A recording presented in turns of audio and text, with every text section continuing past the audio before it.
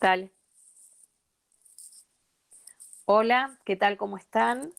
Desde pornuestroshijos.com.ar les damos una cordial bienvenida a todos y en este día queremos darle una muy cordial bienvenida a la a la licenciada Jennifer Egas. Ella es psicóloga clínica especializada en clínicas de familia y clínica del abuso infantil. Como ustedes saben, nosotros nos dedicamos justamente al impedimento de contacto y más de una vez el impedimento de contacto es a raíz de falsas denuncias y muchas veces estas falsas denuncias es por abuso. Así que nos vamos a tener una hermosa charla con la licenciada a la que le decimos, ¿cómo estás, Jenny? Bienvenida. Hola Graciela, muchas gracias. Gracias por el espacio y por la invitación. No, por favor, ha sido un placer y bueno, esperemos que esta charla sirva para abrir conciencias y corazones, fundamentalmente corazones, porque si el corazón está abierto, la conciencia también está receptiva. Así que bueno, Gracias, que sí. nosotros sabemos que estás en un espacio de contención muy importante. Si nos querés contar algo de eso, nos vendría bárbaro. Sí, nosotros hace 9 meses ya iniciamos a través de APALUI, que es una de las asociaciones de padres que luchan por los hijos acá en Argentina, en Capital. Em, Hace 9 meses iniciamos este espacio con la intención de ayudar a familias sin pérdida de vínculos, no solo a padres, sino también a abuelos, tíos, porque obviamente esta temática de la obstrucción de vínculos no solo afecta al progenitor, sino también a toda la familia del progenitor, ¿no? Así que iniciamos con ese espacio hace 9 meses más o menos. Recién hace 4 o 5 meses el espacio empezó a ganar mucha más fuerza y es un espacio del cual estamos tratando de brindarle contención emocional a todas estas familias que han sido obstruidas de vínculos por cualquier cantidad de Jenny, ¿esto manipulaciones, de es discursos. privativo de Sí. papás o es una cuestión de género o no?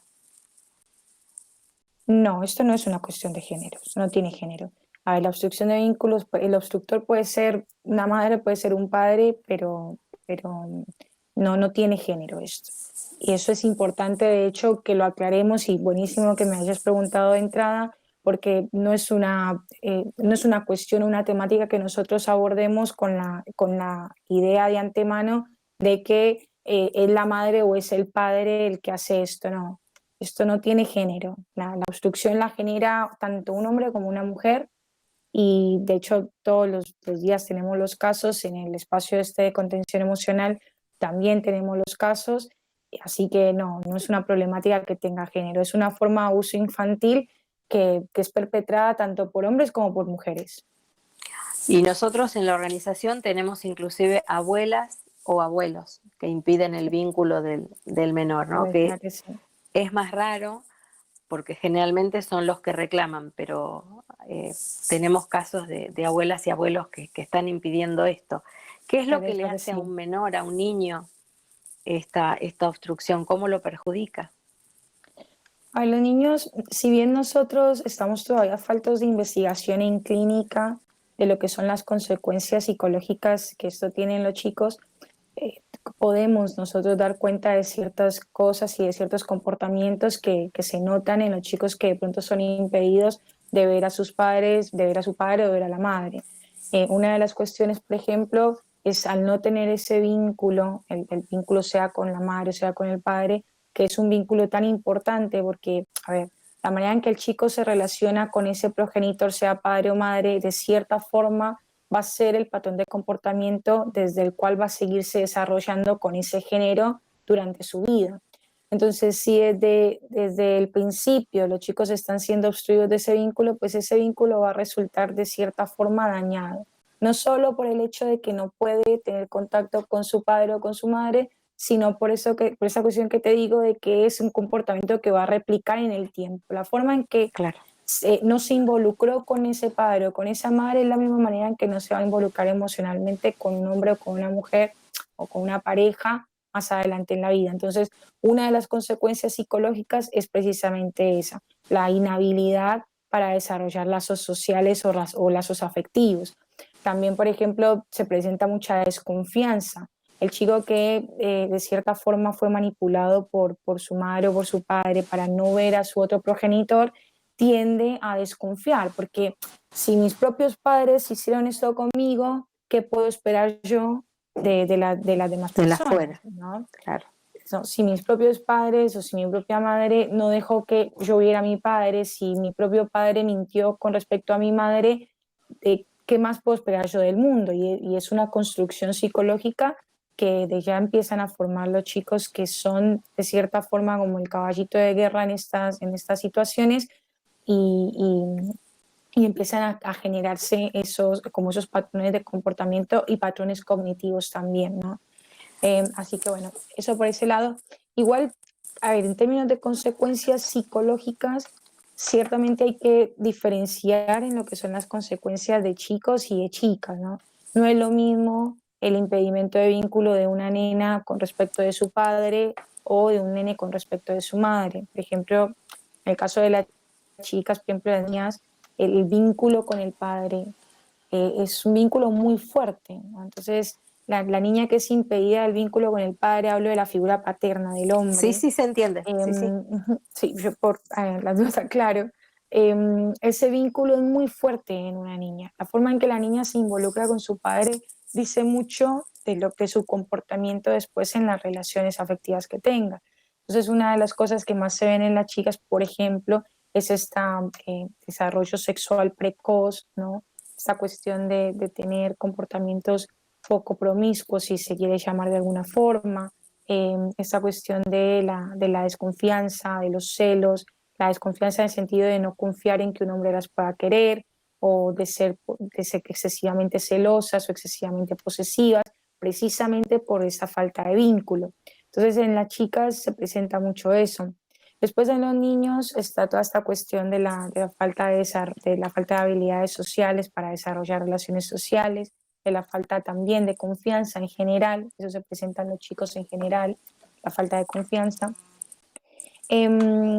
Así que bueno, en general lo que sí es importante recalcar es esta cuestión de que los chicos psicológicamente son afectados en un nivel muy profundo cuando estas cosas pasan, cuando hay obstrucción.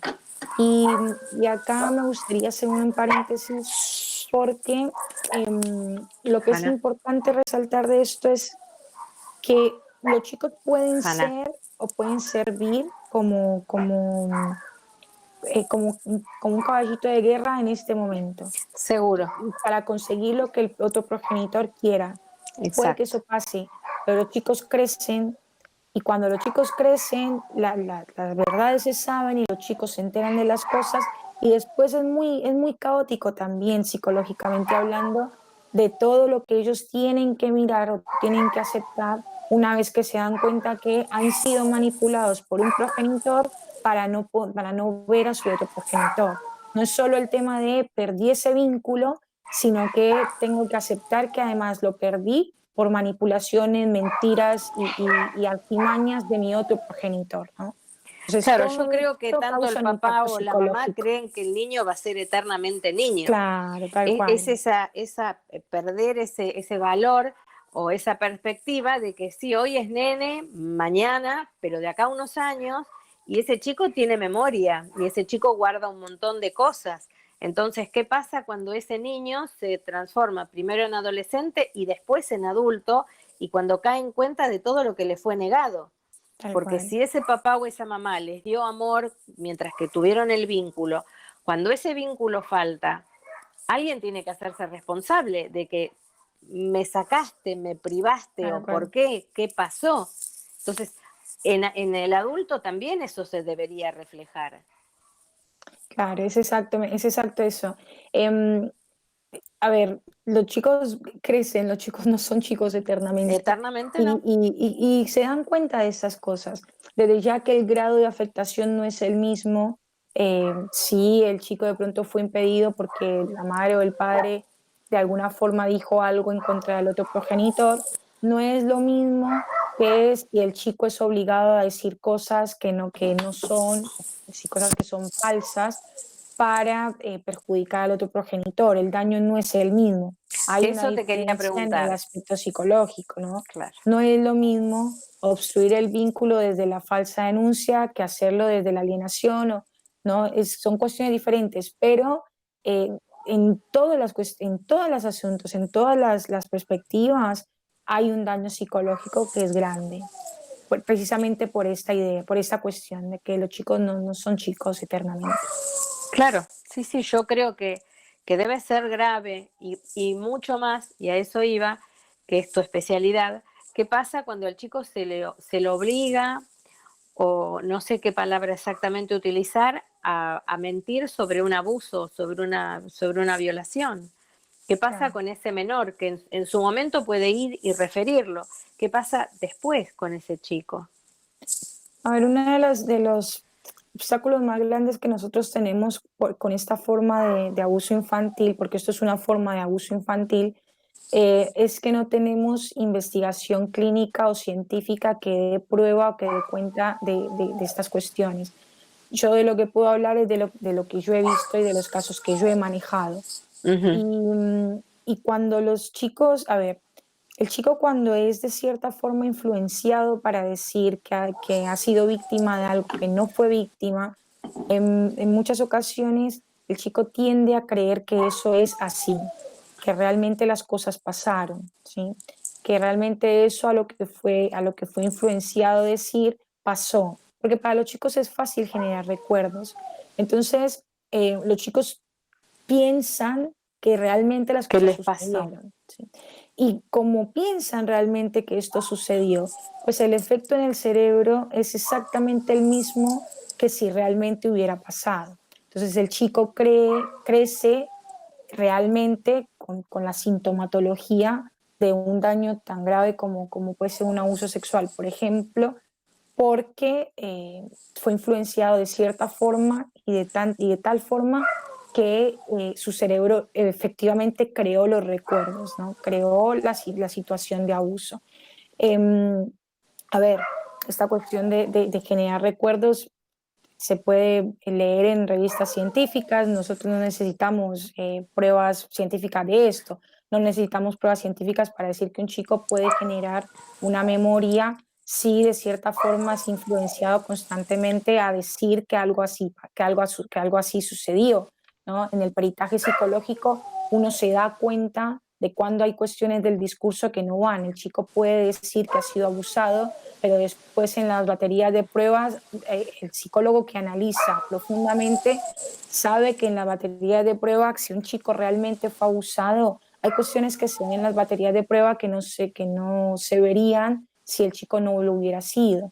Entonces, Claro. no es fácil darse cuenta, pero cuando el peritaje es bien hecho, se puede uno dar cuenta de que hay muchas disonancias de discurso, del discurso que se da en entrevista y del discurso que se da en prueba analítica. Entonces, cuando esto pasa y uno empieza a indagar y se da cuenta que el chico efectivamente ha llegado de pronto a un punto a pensar que realmente le pasó el abuso, pues el chico empieza a desarrollar sintomatología que es propia del abuso, ¿sí? Y esto también tampoco es una cuestión, yo no estoy diciendo, no me inventé nada acá, la gente puede ir y leer Y leer, que, claro. claro, efectivamente cuando al cerebro se le dice constantemente algo, el cerebro lo cree, eso es Lo un cree. estímulo para el cerebro. Y si el cerebro cree que eso es así, para el cerebro es fácil desarrollar memorias y desarrollar comportamientos y imágenes Lenguaje también. cognitivas, sí, lenguaje también.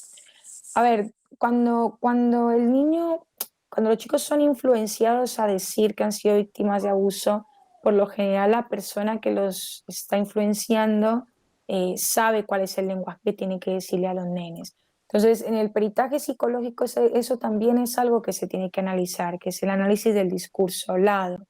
Y eso hay que analizarlo, porque no es el mismo lenguaje el de un chico que sí ha sido víctima al de un chico que no lo ha sido y que está siendo influenciado. Pero si nosotros como profesionales no captamos eso de entrada, si dejamos que el proceso siga avanzando, si seguimos pensando esta cuestión de que es imposible que un niño diga una mentira o que invente esto, pues claro, es fácil que el cerebro desarrolle esa memoria y lo haga creer que efectivamente fue víctima de un abuso, ¿no? Por eso es que hay que detectarlo a tiempo. Una cuestión Claro, que yo recalco que es importante y aquí me gustaría ser muy firme en lo que voy a decir y que se me escuche esto. Cuando el niño ha declarado ser víctima de abuso, sobre todo de abuso sexual, en el momento que el niño declara serlo, la persona que es la destinataria de esa confesión tiene que expresarle creencia al chico, tiene que creerle al chico, porque si es verdad o no es verdad, todo eso se verá va después. claro, si es verdad o no se verá después, pero la cuestión es que en cuanto el chico lo dice, ese voto de confianza, ese decirle al chico yo te creo, es importantísimo porque desde ahí empieza el proceso de contención en caso de que sea cierto. Entonces, la primera persona que es destinataria o depositaria de esa confesión tiene que creerle al chico. Quienes tenemos que tomar con pinzas todas estas denuncias somos los profesionales. Somos los que Claro, tenemos que hacer el peritaje del caso. Nosotros somos los que tenemos que decir si hay elementos y herramientas que efectivamente den cuenta de que el chico ha sido abusado. ¿Y por qué tenemos que hacerlo? Porque lastimosamente ya tenemos casos de falsas denuncias. ¿Sí? Entonces, muchísimas. exacto. Entonces, cuando nosotros estamos diciendo, ya hay un profesional, dos profesionales, tres, diciendo, yo tuve un caso de falsa denuncia, yo cuando hice el peritaje hubo cosas que no conectaron y después tuve que hablar con los padres y después tuve que hablar con la familia y a final de cuentas el progenitor me tuvo que decir, sí, yo le dije a mi hijo que dijera eso, entonces yo ya te estoy diciendo, yo manejé el caso y eso ya tumba todo el discurso de que los Claro, niños no pueden mentir, ¿sí? Entonces, esto es importante y por eso soy tan firme en esto. Quien es el depositario en primera instancia tiene que creerle al chico, ¿sí? Los que sí tenemos que tomar con cuidado y con precaución y saber cómo analizar somos los profesionales que intervenimos después de que el chico ha dado una confesión de abusos. claro, una vez que ellos lo manifestaron, lo importante, me parece a mí, es el tiempo ese que transcurre y que sí o sí lo tiene que ver un profesional. Claro. El tema, suponte, de un juez o una jueza que se maneja por estas denuncias. ¿Y qué tiempo sería el correcto?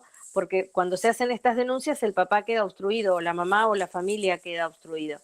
¿Qué tiempo es el que ustedes necesitan como para certificar que esto es real o no? A ver, Graciela, yo acá voy a jugar un poco con el tema de mis tiempos personales. Yo cuando Seguro, manejé los casos y también soy como muy respetuosa de esto porque cada profesional y cada tiene colega sus tiempos. manejará sus tiempos a su manera, pero yo soy de pensar que en menos de 5 o 6 sesiones de terapia no se puede saber eso. Y esas 5 o 6 sesiones de terapia se tienen que hacer en el menor corto tiempo posible a partir de la denuncia. Del momento. Claro, yo diría por lo menos no más de 1 mes y medio o 2 meses, Claro, en el caso mío, ¿sí? claro, no, no, pero es perfecto. O sea, dado que sos especialista en esto, tu palabra para mí es ley y creo que para la gente que lo escuche también. Eh, digamos que ante una denuncia de abuso, lo que la justicia debería fijar más o menos son 60 días de un perimetral o medida cautelar o lo que fuere, pero debería obligarse en ese momento a la familia que realiza la denuncia, o la mamá o el papá o quien sea, obligadamente a llevar ese niño a terapia, porque lo que nos pasa acá a nosotros, que es lo que más vemos en la organización, es que se hacen las denuncias y ya está. O sea, ese chico queda, si fue cierto, queda librado a la buena suerte. Y si fue mentira, bueno, total, ya pasó. Pero ese papá y toda esa rama familiar queda impedida. Entonces, ya que te tenemos, vamos a aprovecharte al máximo. El tiempo serían 2 meses y una obligatoriedad de tratar ese nene, sea que fue efectivo ese abuso o no, Exacto. como para poder desmarañar el tema, digamos. Claro, tal cual. Y no solo el nene, sino también la familia. A ver, nosotros lastimosamente tenemos un sistema, te pido disculpas, No, por favor. me cayó algo en el ojo. Nosotros lastimosamente tenemos un sistema judicial de familia que lastimosamente no ayuda, pero Para nada. lo ideal, obviamente no lo que tenemos, pero lo ideal sería no solo hacer o obligar a que se haga la terapia infantil, sino también terapia de familia en el mismo tiempo. O sea, en el Claro, mismo tiempo en que el nene está siendo tratado, la familia tiene que ser tratada, la familia cercana, quién vive con el nene, ¿sí?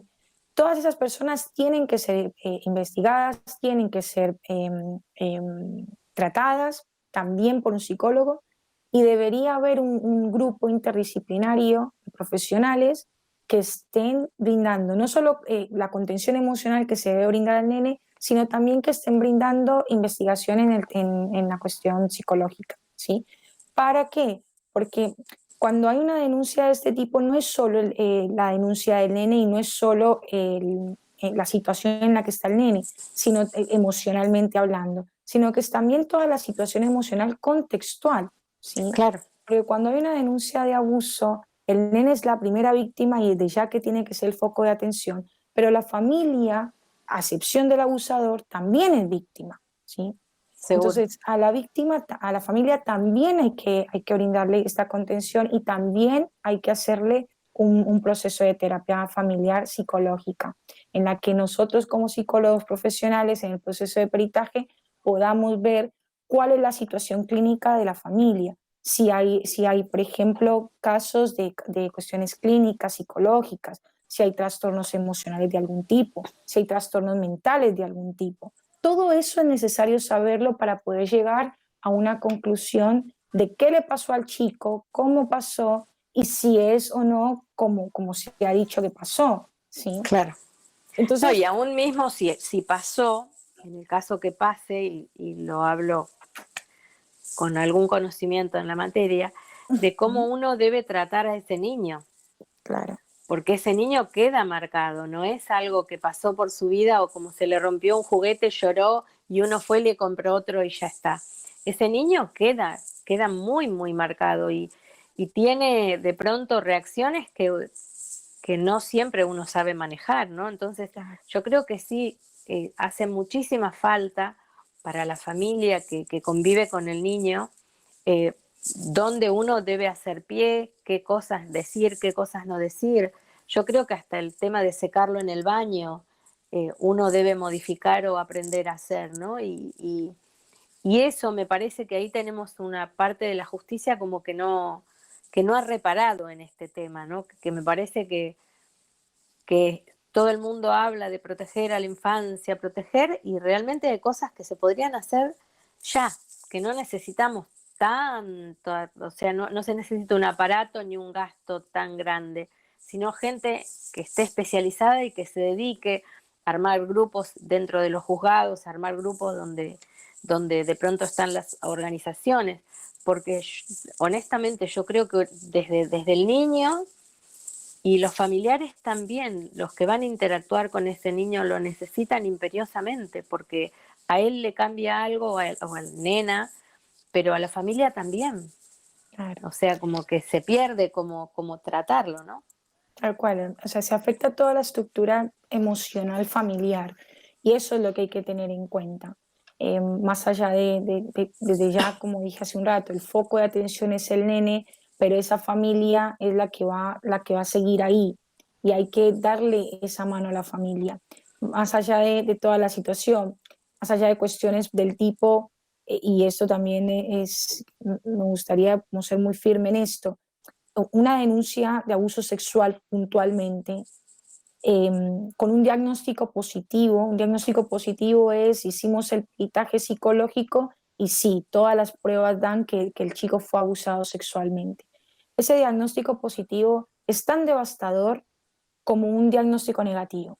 Un diagnóstico negativo es, hicimos el peritaje psicológico y hubo disonancia de discurso, disonancia cognitiva, cualquier cantidad de herramientas que nos dijeron realmente algo no pasó.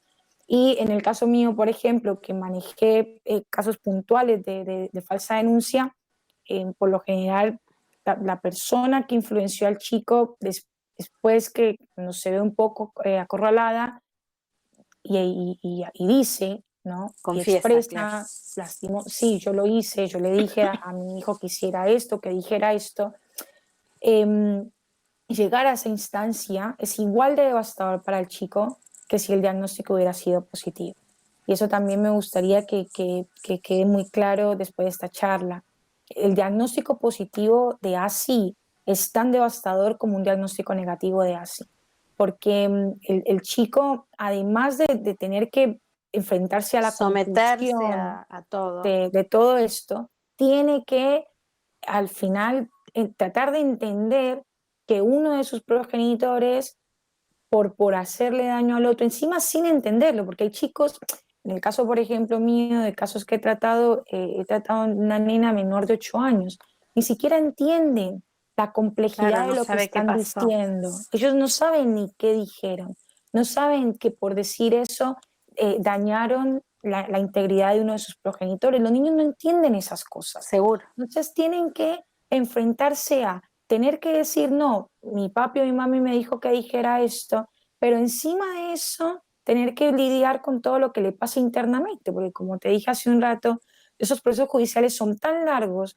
es tanto de pronto lo que el chico tiene que repetir lo mismo, que el chico termina creyéndolo, ¿sí? Y cuando termina creyéndolo y después tiene que encima enfrentarse a la realidad de que, no, no pasó, entonces no pasó y tengo que crear eso en mi cabeza y sacarlo de mi cabeza, es todo un lío cognitivo que el chico no entiende. Y toda esa confusión es igual de caótica para el nene, emocionalmente hablando, que si el diagnóstico es un positivo de ASI. Así que yo creo que acá es importante sí tener en cuenta que realmente necesitamos profesionales preparados para atender los casos de obstrucción desde una ética profesional, ¿no? Y no desde beneficios personales o desde discursos que ya están categorizados, ¿no? Yo creo que hace falta profesionales que estén capacitados para poder abordar un caso, por ejemplo, de falsa denuncia con el respeto que merece ser abordado. La verdad que sí, y mucho más si esa falsa denuncia es por un abuso. Exacto. Yo creo que el papá o mamá que lo hace no tiene conciencia del mal que le hace a esa criatura. Porque si no, honestamente no creo que lo haría. O sea, es como que uno está sacrificando a lo que teóricamente ama para lastimar a la otra persona. Claro. Entonces, si uno tuviera conciencia de todo lo que realmente por una mentira o para quedarse unas horas más con el niño o con lo que fuere, porque la verdad que ya a esta altura uno no sabe exactamente qué se persigue, no lo haría. Me parece que también deberíamos también trabajar en eso, ¿no? En el perjuicio que se le genera al menor involucrado en esto. Yo la verdad que no tenía cabal conciencia, sí sabía lo malo que es, pero no sabía que un nene que miente puede llegar a creerse la situación, ¿no es cierto? Y eso es terrible. Sí, a ver, y vuelvo y te repito, y aquí también hago un paréntesis porque no quiero que me saque de contexto, pero es la realidad. Si bien nosotros no tenemos estudios clínicos o investigaciones clínicas que prueben, porque muy seguramente vamos a tener personas que nos van a decir, pero eso no está comprobado. No, pero lo que sí está comprobado en neuropsicología, por ejemplo, es que sí, el cerebro perfectamente puede desarrollar memorias de un discurso que está siendo repetido constantemente, ¿sí? Claro, Las memorias no son más que una construcción de red neuronal, para explicarlo en términos así biológicos, ¿sí? Y esa red neuronal se puede construir perfectamente después de estar repitiendo un discurso constantemente. Entonces, si el chico tiene que repetir constantemente que fue abusado, sí, se va a creer que biológicamente está abusado. el cerebro va a generar esas conexiones neuronales como si realmente hubiera pasado. Y esto por eso te digo, sí me gustaría que quede claro para que la gente de pronto no diga, no, pues que no hay investigación en psicología. Sí, no hay investigación en psicología de esto, pero sí hay investigación en neuropsicología que prueba lo que estoy diciendo con el tema de las memorias. Y entonces con el tema de la alienación parental que hoy está tan discutida, que sí, que no, que sí, que no, ¿cuál sería tu opinión? A ver, el SAP, que es como lo llaman, yo de pronto no estoy muy de acuerdo con que se le llame síndrome por esa misma cuestión, porque sé que como profesional que nos hacen falta herramientas de investigación para poder llamarlo así, pero existe, existe. Pero es Nosotros como digo tenemos los yo, casos. pónganle el nombre que quieran, pero que Claro, pasa, ¿qué pasa. pasa? Pasa. Lo que O sea, pasa, los casos pasa. los tenemos. Yo no me estoy inventando esto, vos no te lo No, estás inventando, las víctimas no se lo están inventando. no, no, no, Los no. casos que yo tengo en mi consultorio no me los estoy inventando. Entonces, los casos están. Ahora, ¿cómo lo quieren llamar? Arréglense. Sí, sí, no, Yo, es como digo yo, no Jennifer, importa que no le pongamos un nombre, pero la claro, realidad es que existe. claro, O pero hay que sea, en algún expediente yo he leído lenguaje inducido. claro, Eh, exacto, Sería el pajarito, llamado comúnmente y vulgarmente, pero de última, yo digo, a ver, ¿qué diferencia tiene este SAP, mal llamado SAP o bien llamado SAP, con este que dice discurso y todo? ¿Cuál sería la metodología distinta si es lo mismo? Entonces, bautícenlo como quieran, claro, pero por favor, denlo por aprobado que existe. La realidad claro. es que existe, el lenguaje inducido existe, y si me estás diciendo que un chiquito que tanto se le repite lo cree, si eso no es una inducción, ¿a qué llamamos inducción o inducir a decir algo? A ver, díganmelo, por favor. Entonces yo Claro, apelo siempre a eso, ¿no? A tener un poco, a tener que la justicia abra un poco la mente, a que no nos quedemos en el término, ¿no? Bueno, es para acá o es para allá. Pongámosle como se quiera, pero por favor respetemos qué pasa y que a los claro. menores les pasa y que es Pues, lo peor que vos- les puede pasar. claro, vos trajiste algo que es importante, es esta cuestión de nos pónganle el nombre que quieran, pero respeten que es una situación que pasa. Exacto, A ver, normalmente el trastorno está, la afectación psicológica en el nene está. exacto. Se lo quieren llamar síndrome, llámenlo como quieran, pero la situación está. Ahora, si queremos irnos a terminología clínica y hablar de psicología clínica puntualmente, bueno, a ver, en el DCM, si bien no tenemos alienación parental, sí tenemos la afectación emocional por divorcio conflictivo, sí tenemos el trastorno emocional por, por discusiones de pareja, por pareja conflictiva, por relación de pareja conflictiva. A ver, no está como alienación en el DCM. Perfecto, el DCM es el manual diagnóstico de trastornos mentales. Sí, sí, sí. Perfecto, no está como alienación. Pero si nos vamos a ir a la letra chica, los trastornos por divorcio conflictivo, por parejas conflictivas, en los nenes están en el DCM. Entonces, ¿qué está? ¿Cómo lo quieran llamar? No Sí, a sé, eso es pero lo que que está, que nosotros, está. a eso es lo que nosotros vamos. Claro, Ustedes llámenlo como quieran, pero la situación existe, el síntoma existe y el perjuicio también. ¿Cómo lo exacto. bautizamos? Me da exactamente lo mismo. El tema es reconocerlo, ¿no? Claro, Porque el gran problema que los papás o mamás encuentran en los juzgados es esto, que no se reconoce. Y esa. entonces, al no reconocerse, no pasó. Y uno en la casa, el que convive con un menor que tuvo un problema, sabe que existe, sabe perfectamente que existe. Entonces, luchar contra eso es bastante difícil a veces, ¿no? Es como Sí. que se complica.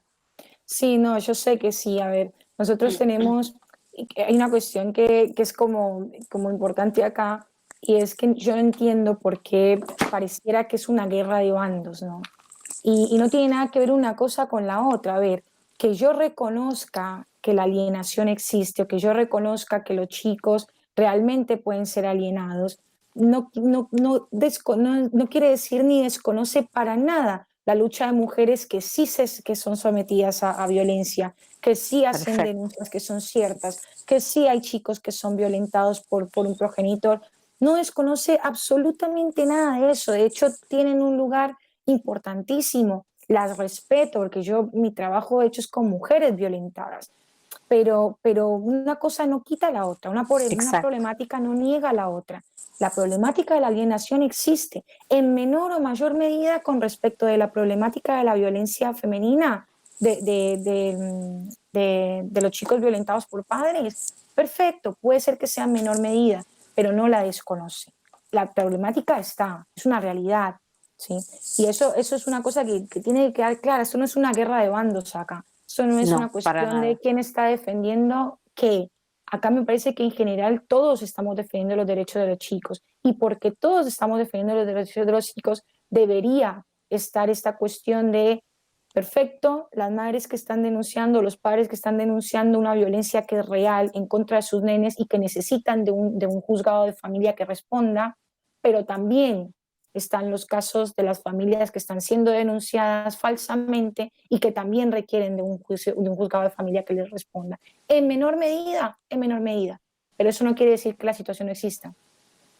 Yo lo que creo, por lo que vi en nuestra agrupación y en los otros grupos, es que después de que surgió, que se hizo mucho más preponderante el tema de la violencia de género, que se habilitó, se abrió una puerta muy grande ahí, eh, es como que mucha señora que nunca jamás fue golpeada usa esta ley a su antojo, y yo creo que ahí es donde digo siempre, ahí la ley se quedó con una pata menos, porque debería manejarse de otra manera, justamente defendiendo al niño, ¿no? Siempre defendiendo al niño, porque el niño se ve obstruido de la otra parte de la familia, aun cuando los jueces dicen, no, no, pero yo hago solamente al papá o a la mamá, el niño queda afuera.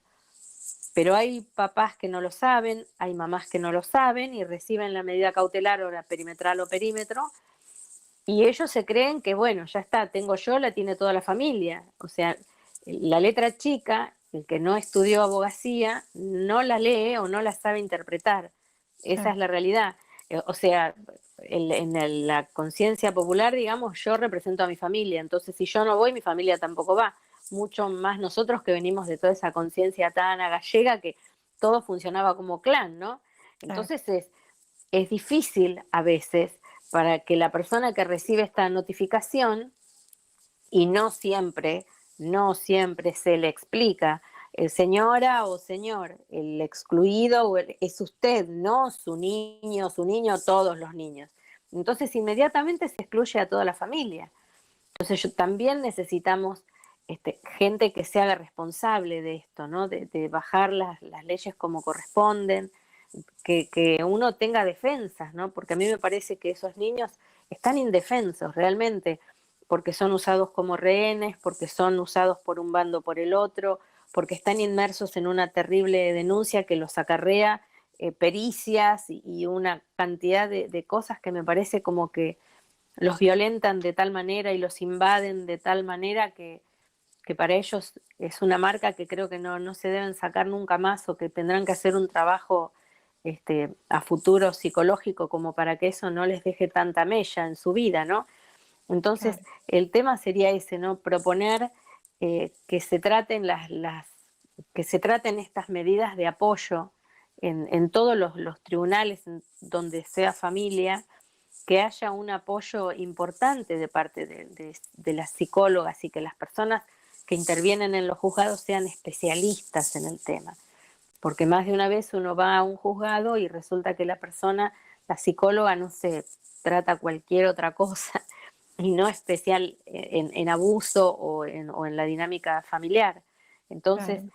yo creo que tu mensaje más que nada es eso, que tengamos más profesionales justamente en el tema, bien desarrollados en el tema, que podamos decir, bueno, uno va a la justicia y obtiene justicia, y ese niño no es ni violentado ni dejado a un lado, porque yo conozco infinidad de casos donde se hacen las denuncias y pasan 6 meses, pasa un año, y ese nene no va a un psicólogo. O sea, el juzgado no se ocupa de darle un seguimiento a ese chico, a ver qué le pasó, necesita asistencia, tiene que ir a un hospital, o si tiene obra social, que sea obligatorio, me parece a mí, el seguimiento de ese menor. Tal cual. ¿No es cierto? Y como vos dijiste, del grupo familiar. Claro, yo creo que, a ver, con todo el respeto digo esto, desde ya que entiendo, no sé, la justicia hará lo que puede, qué sé yo.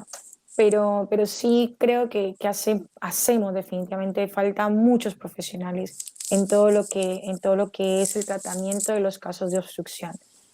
A ver, yo te repito como te decía hace un rato, una problemática no niega a la otra, ¿no? Exacto. Sí, yo puedo entender todos los casos que sí hay de femicidios, eso lo entiendo perfectamente, vuelvo y te digo, y que quede claro, soy supremamente empática con estas mujeres, Sí, no, pero nosotros también tengo también el no otro estamos caso, en contra, exacto, absolutamente, para pero también nada. tenemos la otra realidad, que puede ser que sean los menos, pero también está esa realidad. Y lastimosamente los chicos que son de ese grupo que capaz son los menos, son los perjudicados. Entonces sí necesitamos profesionales, primero capacitados puntualmente en este tipo de abuso infantil, porque esto es un abuso infantil, es un tipo de abuso infantil. Ya lo creo. Necesitamos profesionales capacitados en eso y necesitamos profesionales más éticos y más objetivos.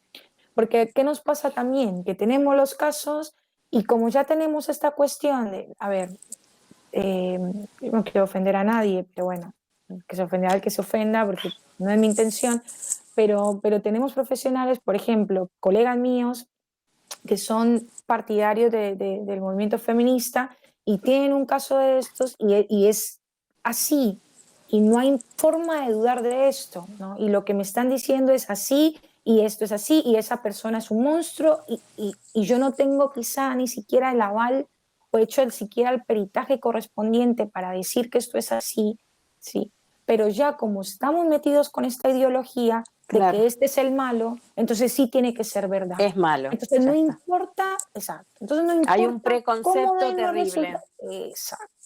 No importa lo que las pruebas me den, no importa lo que la batería de pruebas me dé, no importa el resultado del análisis, pero si esto es así, es así. Y entonces si este es el malo, yo ignoro las cuestiones que veo en la parte clínica y no es así. Y Esto no, sí va a mis colegas con todo respeto, pero no es así. Nosotros tenemos que abordar estas cuestiones con objetividad. Nosotros no podemos ignorar que en una cámara GESEL el chico esté diciendo una cosa y que en la batería de prueba haya otro discurso. Esas cosas no se pueden ignorar.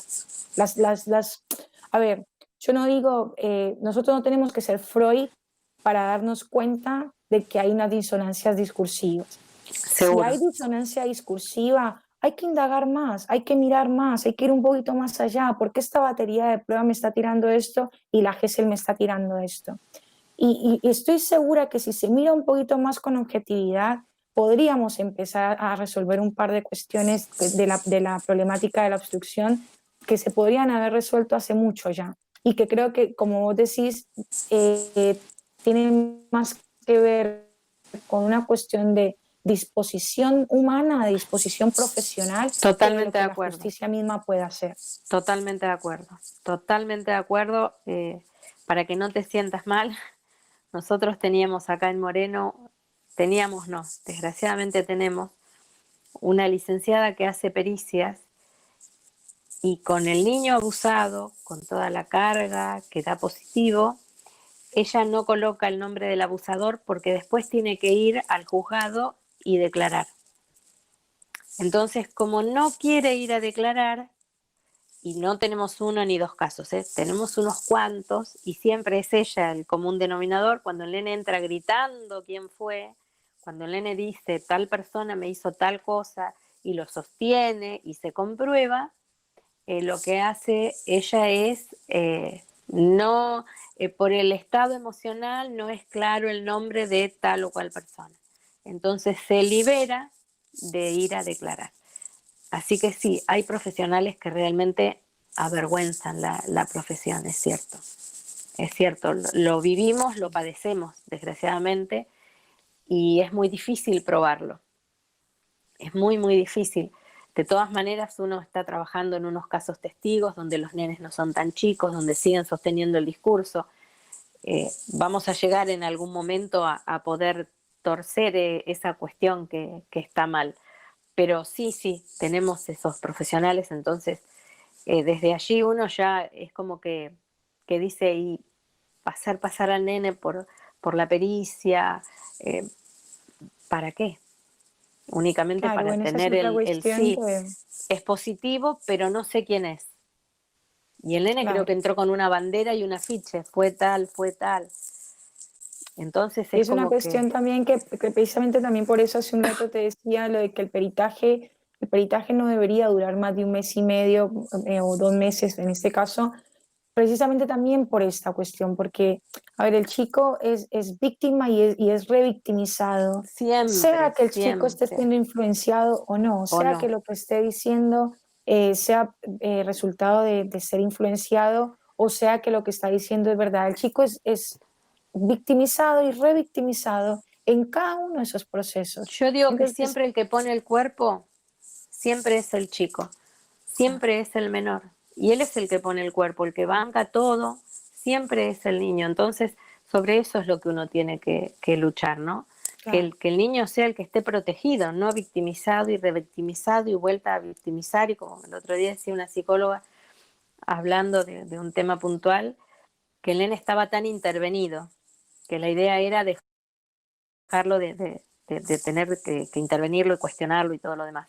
Pero eso es lo que lleva este sistema, o sea, no podemos hacer otra cosa, o sea, uno trata en lo posible, pero son las herramientas que hoy tenemos, ¿no? Y que bueno, claro, por suerte estamos luchando y el sentido de estos reportajes y estas entrevistas es justamente eso, que los profesionales probos den su testimonio y que nos den esa luz que se puede trabajar de otra manera. Lo que nos falta no sería tanto recursos, sino material humano, gente que se involucre, que sienta empatía por lo que hace y amor por lo que hace, ¿no? Me parece que claro. lo que estamos fallando es en eso. Eh, Licenciada, te agradezco muchísimo. Yo creo que más esclarecedor es imposible. Ojalá esto llegue a los juzgados, que es la idea, para que puedan ellos nutrirse de alguien que realmente sabe, que está especializada en la materia y sabe de lo que habla. Sí, no, gracias, Graciela, por la invitación. No, Hay una cuestión que sí quisiera decir antes, ¿cómo no? antes de terminar, Lo y que es quiera. que y es esta cuestión de que pensemos en los chicos, ¿sí?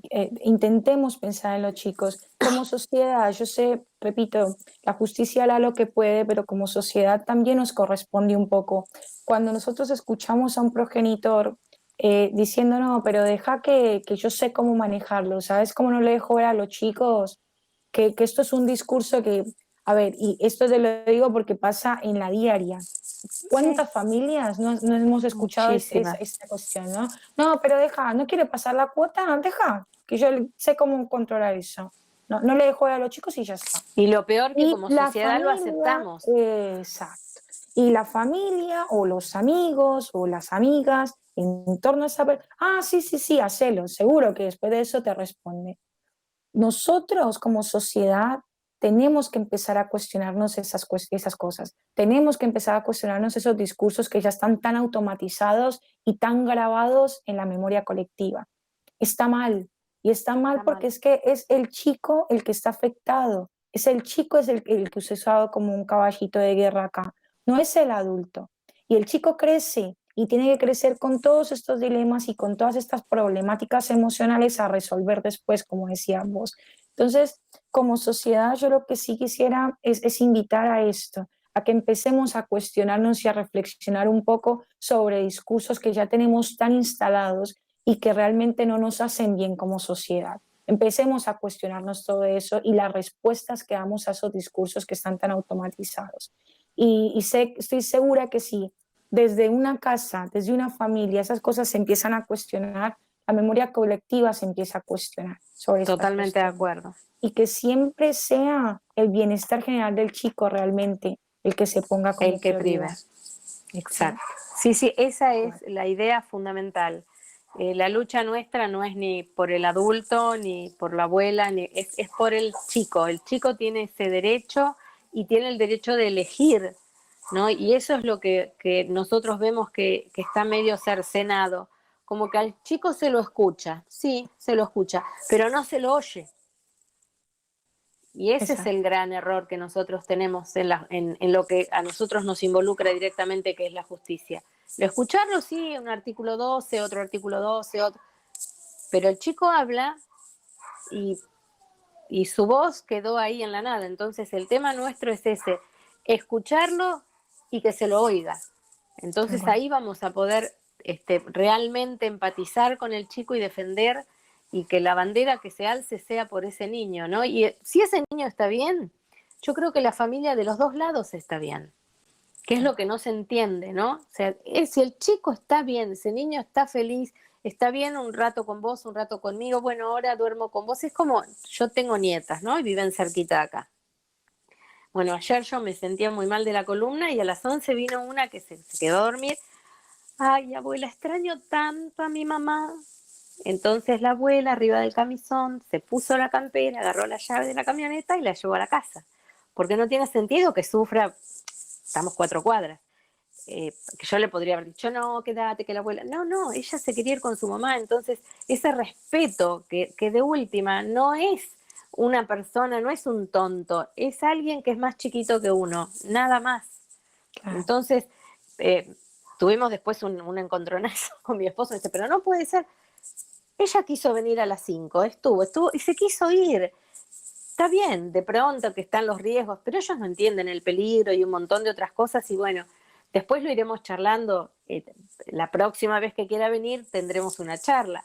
Pero yo creo que ayer ella quería estar con su mamá y bueno, fue con su mamá. Entonces, si ella es feliz, yo soy feliz, su mamá es feliz, y así como eso, yo creo que es así, si la persona que se separa pone todo su esfuerzo y todo no sé, su amor en que ese chico crezca como si estuvieran unidos, no tendríamos estos grandes problemas que tenemos, y que estamos realmente generando nenes infelices. Tal cual. Entonces, Exacto. eso El sería la bienestar idea, del ¿no? chico el bienestar del chico debería estar por encima de cualquier De ego. todo, de todo, de todo. Yo creo que eso por lo menos es nuestra lucha, que Mm. el bienestar y la voz del niño sea primordial ante todo, ante el juez, juzgado, abogado del niño, asesoría, el que sea la voz real del niño, ¿no? Ni inducido, ni alienado, no sé, insistimos, el nombre que quieran. Pero yo creo que la persona que entrevista y que es un buen profesional sabe cuando ese chico tiene un lenguaje inducido, sabe cuando está alienado, sabe cuando habla con el corazón y sabe cuando habla desde el miedo. Porque otras cosas que también nos hemos encontrado es el nene que va a un juzgado y habla por miedo, ¿no? Claro, Pero el de verdad profesional que sí.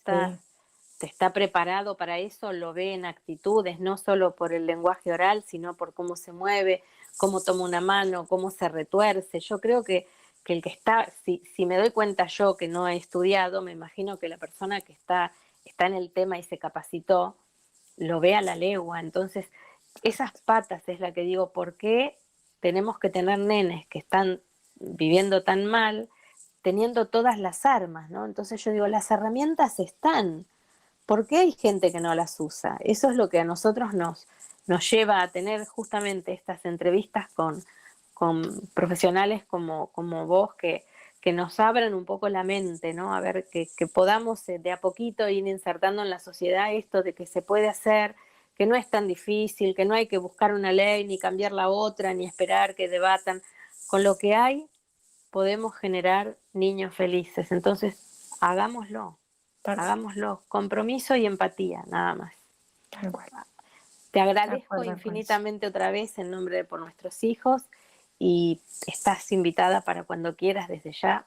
Acá hay un espacio que ha sido un placer escucharte y nos has desasnado muchísimo.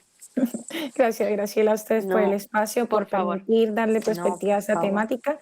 Y bueno, nada, cuando ustedes quieran, puedo estar acá otra vez. Cómo Un no, abrazo gracias. grande, Graciela. Hasta luego. Nos Cuídate. vemos pronto. Beso. Gracias. Chao, beso. Hasta luego. Dale.